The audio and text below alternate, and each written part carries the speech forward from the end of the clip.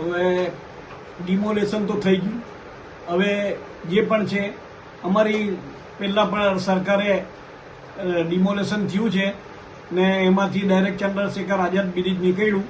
ત્યાં 90% ઝુંપડપટ્ટી અમારી ડિમોલેશન થયું ને બધાને એક ફેમિલીને આપણે ઘર આપણે સરકાર તરફથી ફાળવ્યું છે, સરકારે ફાળવ્યું છે ને અમારી બધાની છે ને આજે બધા બેસ્તાન આવાસની અંદર બધા ખુશ છે.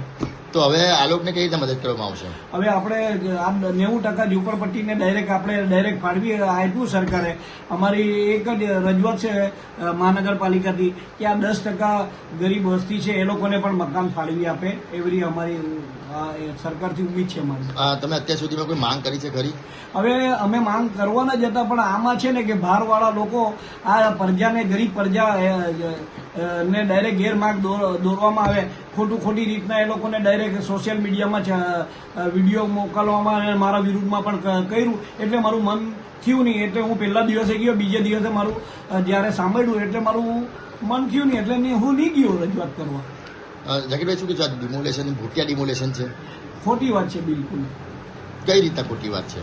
ખોટી વાત એટલે છે કે ભાઈ કોર્પોરેશનનું જે પણ રોડ હતું આપણે ને કોર્પોરેશન જે એમનું રોડ હતું જ્યારે 1980થી ડાયરેક્ટ આપણે આ રોડ છે ત્યાંથી ઠરાવ થયેલો છે 1980થી ને અત્યારથી અમે વર્ષોથી રહેતા આવ્યા છે ને અમે સરકારે અત્યાર સુધી અમને બહુ સારી રીતના સુવિધા પણ આપી. રોડ, રસ્તા, લાઇટ બધી દરેક વસ્તુની સુવિધા આપી છે.